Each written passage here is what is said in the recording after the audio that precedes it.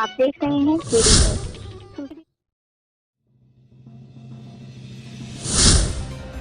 औरों के ख्यालात की लेते हैं तलाशी और अपने गरेबान में झांका नहीं जाता।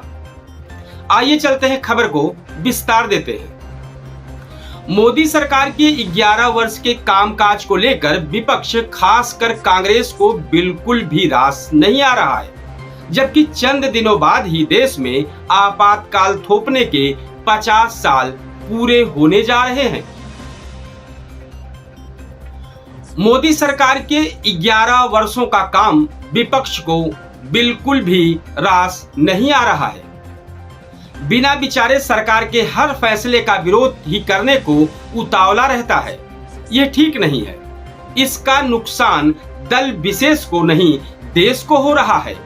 उचित होगा कि सत्ता पक्ष और विपक्ष के नेता आपसी संपर्क और संवाद के जरिए अपने रिश्तों को ठीक करने की दिशा में आगे बढ़े। यह भी ध्यान रहे कि ताली दोनों हाथों से बजती है। इस पर आश्चर्य नहीं है कि विपक्ष और विशेष रूप से कांग्रेस को मोदी सरकार के 11 वर्षों का काम बिल्कुल भी रास नहीं आ रहा। कांग्रेस नेताओं ने मोदी सरकार की तीसरी पारी के पहले साल के कार्यकाल के कामकाज को भी खारिज करने का ही काम किया है। कांग्रेस अध्यक्ष मल्लिकार्जुन खड़गे ने सरकार को निशाने पर लेते हुए कहा कि भाजपा और आरएसएस ने हर संस्था को कमजोर करने के साथ उनकी स्वतंत्रता पर हमला किया है। उनके अनुसार मोदी सरकार ने 11 साल बर्बाद कर दिए और इस कालखंड में उसने संविधान के पन्नों पर केवल तानाशाही की स्याही पोती है। बेनकाब चेहरे हैं, दाग बड़े गहरे हैं, टूटता तिलिस्म आज सच से भय खाता हूं, गीत नहीं गाता हूं, गीत नहीं गाता हूं। इसको अटल बिहारी वाजपेयी जी ने कहा है। कांग्रेस नेता ऐसे आरोप पहले भी लगा चुके हैं, वे कुछ नया नहीं कह सके, लेकिन इस पर हैरानी है कि खड़गे मोदी सरकार पर तानाशाही के रास्ते पर चलने का आरोप तब लगा रहे हैं जब चंद दिनों बाद ही देश में आपातकाल थोपने के 50 साल पूरे होने जा रहे हैं।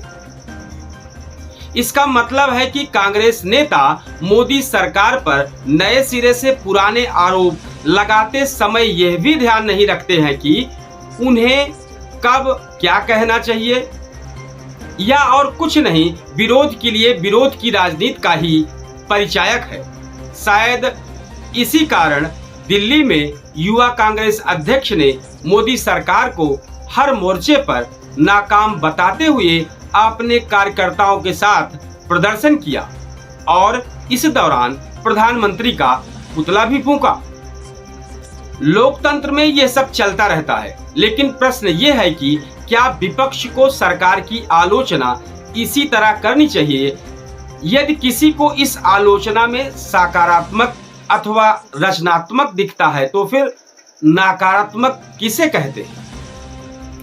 अच्छा होता कि विपक्षी गठबंधन एनडीए का नेतृत्व करने वाली कांग्रेस मोदी सरकार के 11 साल के कामकाज की गहन समीक्षा करते समय इसी अवधि में अपने कामकाज की भी परख करती और यह देखती कि लोकसभा में नेता प्रतिपक्ष का पद पाने के अलावा मुख्य विपक्षी दल के रूप में उसने क्या हासिल किया है।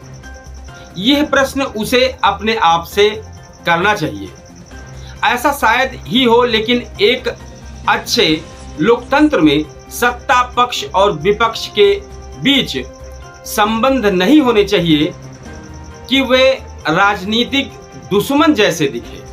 ताहत इंदौरी जी कहते हैं, बन के एक हादसा बाजार में आ जाएगा, जो नहीं आ जाएगा वो अखबार में आ जाएगा। चोर उचक्के की करो कद्र की, मालूम नहीं कौन कब कौन सी सरकार में आ जाएगा। लोकतंत्र में सत्ता पक्ष के साथ ही विपक्ष की भी महत्वपूर्ण भूमिका होती है। दोनों को रथ के पहियों की संज्ञा दी जाती है। वर्तमान में अपने देश में ऐसी संज्ञा नहीं दी जा सकती है। विपक्ष बिना विचारे सरकार के हर फैसले का विरोध ही करने को उतावला रहता है। ये ठीक नहीं है। इसका नुकसान दल विशेष को नहीं, देश को हो रहा है। उचित होगा कि सत्ता पक्ष और विपक्ष के नेता आपसी संपर्क और संवाद के जरिए अपने रिश्तों को ठीक करने की दिशा में आगे बढ़े।